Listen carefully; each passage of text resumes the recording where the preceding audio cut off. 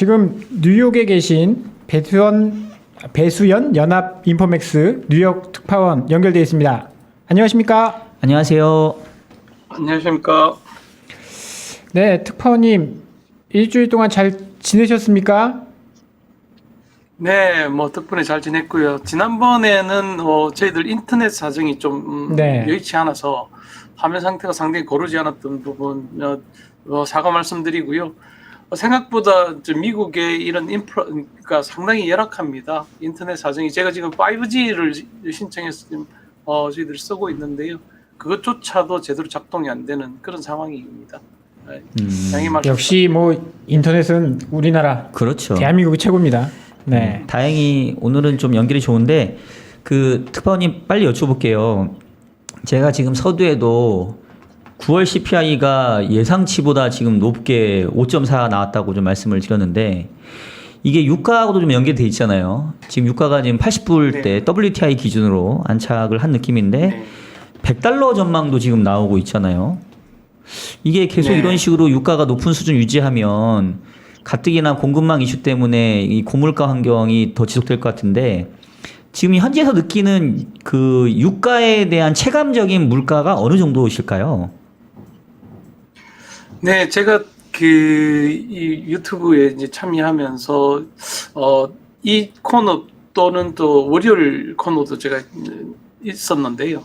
그때 제가 여러 차례 말씀드린 것 같습니다. 유가 상승세가 심상치 않다. 지금 저희들이 실생활에서 느끼는 유가 상승 압력은 아주 상당하다고 여러 차례 말씀드렸던 기억이 있습니다. 글로벌 투자은행 중에서도 지금 가장 선두주자로 이제 대우받고 있는 골드만삭스 같은 경우에는 이미 6월 달에 제가 칼럼도 썼던 기억이 나는데요.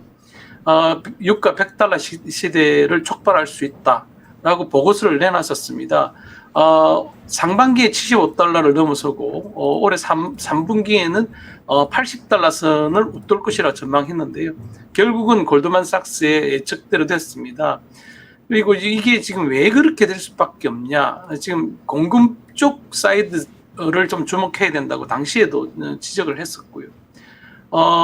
지금 공급 쪽에서 지금 가장 의아하게 생각하고 저도 개인적으로 좀 궁금해서 찾아봤던 게 미국이 한때는 그 세계 산유국 1위를 차지했던 적이 있습니다. 그 세일 가스, 세일유 이게 상당히 이제 많이 정산이 됐던 영향인데요. 이게 지금 탄력적으로 생산이 늘지 않고 있습니다. 앞서 한번 말씀드렸지만 ESG의 영향도 분명히 있다. 근데 그것만으로는 좀 설명이 안 되는 것 같았습니다. 그래서 자세히 좀 더 보니까 셰일 업계들을 비롯한 정유업 그 업계들이 좀 해칭을 좀 잘못한 것 아니냐 이런 분석이 나오고 있습니다. 그러니까 75달러 이상으로 올라가면 좀 손해가 보는 쪽으로 해칭을 해서 지금 추가 정산이 좀 어려운 그런 형편이 좀 있다 하는 해석이 하나 있고요. 그리고 셰일 업계들이 그 정산을 하기 위해서는 나름대로 투자 자금을 받아야 되는데 앞서 말씀드린 것처럼 ESG 영향으로 투자 자금 펀딩을 받는데 좀 어려움이 있다. 아울러서 셰일 업계 자체에서도 굳이 그 위험을 무릅쓰고 정산을 하기보다 오른 유가를 좀 즐기자 하는 그런 업체들도 있다고 합니다. 그래서 생산량을 적극적으로 확대하지 않더라도 지금 충분히 그걸 즐길 수 있는 것 아니냐 하는 그런 스탠스가 있는 것 같습니다. 그리고 방금 제가 좀 보다가 들어왔는데요. 오펙의 월간 리포트가 나왔습니다. 오펙은 비오펙 국가의 그러니까 대부분 미국을 일컫습니다. 이 오펙 국가의 정산 전망을 올해는 한 30만 배럴 정도 줄였다고 합니다. 이게 왜 그러냐면 그 허리케인 아이다호의 영향으로 그 멕시코만 연안에 있는 그런 원유 채굴 시설이 상당히 좀 타격을 많이 받았다는 걸 반영하고 있거든요. 그래서 지금 공급 사이드에서 상당히 많은 좀 어려움이 있다. 그래서 지금 그러면 향후에 이 유가 전망에서 우리가 좀 더 지켜봐야 될 변수는 무엇일까 하는 부분에서는 그 6월 달에 그 골드만삭스를 비롯해서 저도 뭐 좀 찾아봤던 부분은 아직까지 표면화되지는 성사가 되지는 않았지만 미국하고 이란의 핵합의가 변수가 될 수 있다. 이란은 세계 3위 산유국입니다. 지금 그 트럼프 정권에서 그 이란의 그 아주 유명한 그 군부 핵심을 제거를 했고, 그에 따라서 이란이 지금 그 에브라임 라이시라는 대통령 아주 강경파입니다. 가 이제 집권을 하게 되면서 상당히 긴장감이 지금 고조되고 있는데요. 물밑에서는 또 계속 바이든 정권이 들어오면서 협상을 하고 있답니다. 그래서 이 부분이 해결이 되면 향후 좀 게임 체인저가 될 수도 있는 것 아니냐 하는 그런 핵심 변수가 될 수 있을 것 같고요. 아울러서 또 저희들이 좀 금융시장 입장에서 봐야 될 거는 원자재 가격이 이렇게 초강세를 보이기 시작한 그 시발점은 결국은 달러와 약세였습니다. 대부분의 원자재는 달러화로 표시가 되고요. 약한 달러는 결국 원자재 가격을 매력적으로 보일 수 있게 만듭니다. 근데 강한 달러가 어떻게 유가에 영향을 미칠까? 그래서 다시 말씀드리면 연준이 매파로 변했을 때 달러의 값이 연준의 그러니까 연방준비제도의 기준금리가 올랐을 때 강한 달러가 촉발될 수 있고, 그게 유가에 어떤 영향을 미칠지는 좀 더 세밀하게 지켜봐야 될 것 같습니다. 그리고 이 기회를 빌어서 한번 그러니까 국내에서 느끼는 유가의 그 체감 정도하고 저희들이 지금 미국 현지에서 느끼는 체감 정도를 좀 다른 방식으로 좀 말씀을 드리면, 미국은 상당히 기름값이 싸다고 그동안 알려졌지만 저희들이 체감하는 기름값은 결코 한국에 비해 저렴하지 않습니다. 우선 환율 요인, 특히 주재원들은 이제 원화를 달러로 바꿔서 생활을 해야 되니까요. 환율이 상당히 올랐습니다. 그래서 환율 요인이 상당한 부분이 있고요. 그리고 이동거리가 엄청나게 멉니다. 미국은 아시겠지만 대중교통 수단이 워낙 빈약한 탓에 대부분 자동차에 의존해서 이동합니다. 그래서 한국에서는 상상할 수 없을 정도의 그런 이동거리가 있고요. 그리고 제가 여기 와서 느낀 게 휘발유의 품질입니다. 대부분 차량 소유주들이 소비하고 있는 레귤러 품질의 휘발유는 옥텐가가 한 87에 불과합니다. 그러니까 여기서 프리미엄으로 지급받는 휘발유가 한 93 정도의 옥탄가를 가지고 있거든요. 그래서 이런 부분을 감안하면 우리 한국에서 그 주유하는 옥탄가 95에 해당하는 일반 휘발유는 여기는 한 4달러에 육박합니다. 그래서 1갤런을 4리터로 잡아도 그렇게 기름값이 싸게 느껴지지 않는 그런 어려움이 있습니다. 그렇군요. 그러면 또 하나 인플레이션에 그 영향을 미치는 게 임금이거든요. 지금 임금 상승률도 계속 올라가고 있더라고요. 지금 미국 현지 분위기는 어떤가요? 이번에 고용지표 보니까 고용된 사람은 없던데 임금은 올라가고 실업률은 낮아지고 약간 이상한 현상들이 벌어지고 있거든요. 네, 실업률이 낮아지는 부분은 경제활동 참가 인구하고도 좀 관계가 되는 부분이라서 실업률이 낮아지는 부분을 크게 주목할 수는 없을 것 같고요. 다만 이제 구직 활동 자체가 아직까지는 활발하지 않다. 지금 그동안 실업급여가 추가로 지급된 게 지난달에 지금 마무리됐지 않습니까? 그래서 아직은 제가 그동안 여러 차례 말씀드린 것 같은데 미국의 그 가계가 갖고 있는 저축률이 사상 유례가 없을 정도로 엄청나게 높아져 있습니다. 그래서 그 부분하고도 일부 연관이 있지 않을까 싶습니다. 왜냐하면 실제로 지금 현장에서는 일손을 구하지 못해서 미국에서도 가장 좀 서비스 업종에서 좀 하위 계층이라고 볼 수 있는 식당이나 슈퍼마켓 노동자들의 평균 시급도 이제는 15달러를 넘어섰습니다. 바이든 행정부가 최저 시급을 15달러 선으로 맞추겠다고 했던 게 정권이 들어서면서 이야기했던 부분인데요. 이게 자연스럽게 지금 달성되고 있는 부분입니다. 그리고 여러 차례 저희들도 보도를 했지만 아마존 같은 경우에는 75만 명 이상의 근로자들, 시간제 근로자들한테 대학 등록금까지 지원해 주겠다. 그랬더니 월마트는 지금 160만 명을 지금 시간제 및 정규 직원으로 채용하고 있는 미국 최대의 그런 기업, 그 고용을 갖고 있는 기업입니다. 여기도 지지 않고 그럼 우리도 그 대학 등록금하고 책값까지 지원하겠다. 이렇게 경쟁적으로 지금 임금을 상승시키고 있거든요.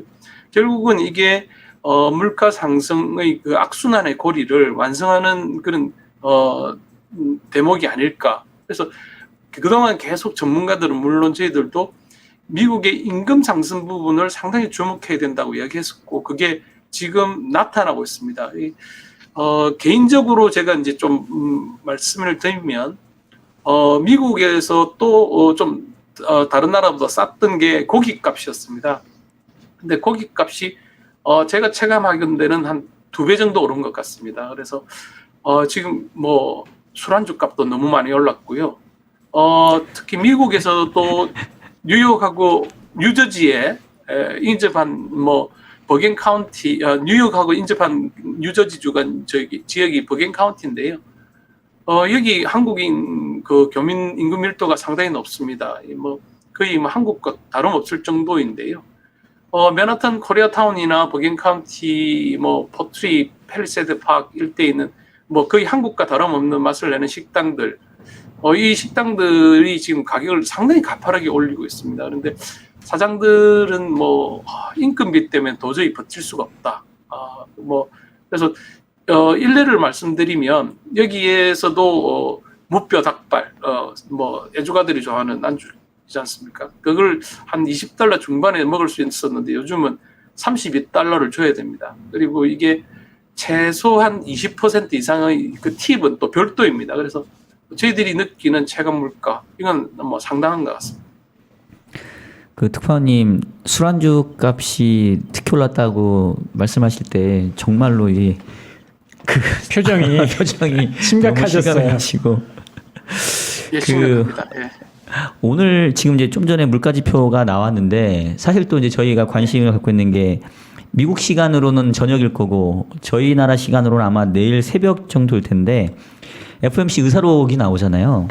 근데 지금 보니까 요 며칠 전에 그 클라리다 부의장이 그런 얘기를 했더라고요. 고용 지표도 이 테이퍼링 조건을 좀 충족을 했다. 그래서 조금 요즘에 연준 그 위원들의 발언들이 상당히 매파적으로 가고 있는데 지금 정도 물가 상황이면 빨리 금리 인상 해야 되는데 아직 테이퍼링도 안 했으니까 이게 지금 걸림돌인 것 같거든요. 혹시 지금 테이퍼링 일정이 좀 빨리 끝나고 금리 인상도 좀 빨라질 수 있다. 뭐 이런 어떤 시각들이 미국 내에서는 좀 커지고 있나요? 아니면 뭐 여전히 기존의 스케줄과 큰 변화 없다. 이제 이런 분위기인가요? 네, 그 테이퍼링을 개시를 선언하는 것은 11월 이제 FOMC에서는 이제 할 거다라고 이제 기정사실로 받아들이는 것 같습니다. 그리고 상징적으로라도 연내에 12월 달부터는 실제로 자산 매입 축소를 일컫는 테이퍼링에 나서지 않겠나라고 지금 보고 있습니다. 특히나 지금 미국도 주택 가격 상승률이 상당히 높습니다. 지금 거의 뭐 가장 핫한 자산 시장인데요. 이 부분을 그동안 주택 저당 정권을 연준이 매입한 데 따라서 연준이 오히려 자산 가격 상승을 부채질을 하는 그런 역할을 하는 것 아니냐 하는 그런 비난이 있어 왔지 않습니까? 이 부분을 의식할 수밖에 없는 것 같습니다. 일부 전문가들은 그동안 파월 의장의 말바꾸기에 대해서 상당히 강도 높게 비난하고 있습니다. 그동안 파월 의장이 말 바꿀 것이라고 저희들이 좀 선제적으로 좀 예측했던 부분이 있던 것 같는데요. 박종현 박사님도 마찬가지시고. 그런데 사람의 행태는 그동안 살아온 나날들을 보면 판단할 수 있을 것 같습니다. 파월 의장은 트럼프 대통령이 임명을 했던 사람이고요. 트럼프 재임 시절에 시장하고 교감 없이 말을 바꿨던 선례가 분명히 있습니다. 경제지표는 팬데믹 직전이었죠. 경제지표는 아무런 뭐 시그널이 없는데 보험적 성격이라면서 당시에 금리를 전격적으로 인하를 했었던 적이 있습니다. 이후에도 시장의 그런 컨센서스하고는 좀 동떨어진 좀 정치적인 행보를 좀 한 게 아니냐. 이번에도 시장하고 좀 시장과 소통이 좀 실패한 부분이 잭슨홀 미팅이었던 것으로 지금 지목이 되고 있는데요. 연임을 의식한 파월이 시장과 소통보다는 시장을 달래고 호도하는 데 좀 집중한 것 아니냐 하는 그런 지적도 있습니다. 그래서 지금 파월이 이런 부분에서 좀 궁지에 몰리면서 과연 연임할 수 있을까 하는 그런 시각도 좀 많이 지금 나타나고 있습니다. 특히 제가 보기에는 최근 미국 정가에서는 가장 파워풀한 그런 의원 가운데 한 분이 그 엘리자베스 워런 의원인데요. 이 코너를 통해서도 그 의원을 좀 주목해야 된다고 말씀을 드렸는데 워런 의원은 연준 의장한테 가장 모욕적일 수 있는 그 표현을 동원해서 믿을 수 없는 사람이다. 그래서 연임에 반대한다. 지금 그 큰 금융 사고가 나지 않았던 건 단지 운일 뿐이었다. 당시는 지금 그 대형 은행들의 그런 건전성 감독을 제대로 하지 못했다라고 호되게 좀 몰아세웠거든요. 저기 엘리자베스 워런의 입김이 상당히 강합니다. 그래서 이거 지금 결코 파월 의장이 연임하는데 만만치 않은 그런 걸림돌이 될 것 같습니다. 네, 특파원님 오늘 마지막 질문입니다. 미국도 지금 어닝 시즌에 들어갔죠? 지금 뭐 네. 인플레이션이라든지 뭐 고용 문제 이런 것들 때문에 실적이 좀 좋지 않을 것이다라는 전망들이 뭐 한국에서도 들리거든요. 이번 어닝 시즌 어떻게 전망되고 있습니까? 네, 지금 여기서도 마찬가지입니다. 그 다 분석해 주셨듯이 지금 인건비 상승이라든지 재료비 상승이라든지 뭐 하나 지금 기댈 곳이 없습니다. 그동안은 베이스 이펙트로 지금 상당히 많은 그런 실적 개선이 이어져 왔지만 이제는 비용 상승을 반영해야 되는 일만 남았다고 지금 분석이 되고 있고요. 그래서 지금 실적 가이던스도 상당히 부정적인 기업들이 늘어나고 있습니다. 그래서 이 부분을 좀 감안해야 될 것 같은데 다만 은행주에 대해서는 좀 긍정적인 전망을 하는 사람들이 있습니다. 왜냐하면 예대 마진이 지금 확대될 것이고 그에 따라 은행주들의 실적은 좀 개선되지 않겠나, 순이자 마진이 좀 늘어날 것이다 라는 그런 기대가 좀 반영이 되고 있는 것 같고요. 지금부터는 이제 물가 상승세와 함께 미국의 국내 총생산을 좀 지켜봐야 될 것 같다. 왜냐하면 GDP까지 좀 꼬꾸라지거나 좀 둔화되게 되면 전형적인 스태그플레이션은 아니라 하더라도 그에 준하는 상황, 그걸 우려해야 되는 그런 상황이 아닌가 하는 그런 전문가들의 시각이 늘어나고 있습니다. 네, 그것도 좀 걱정이 되네요. 네, 오늘은 요 정도까지 들어보도록 하고요. 특파원님, 한국 오시면 제가 네. 닭발이랑 소주 한번 대접하겠습니다. 오늘 수고 많으셨습니다. 아유, 감사합니다. 네, 수고하셨습니다. 네, 아유 고생하셨습니다.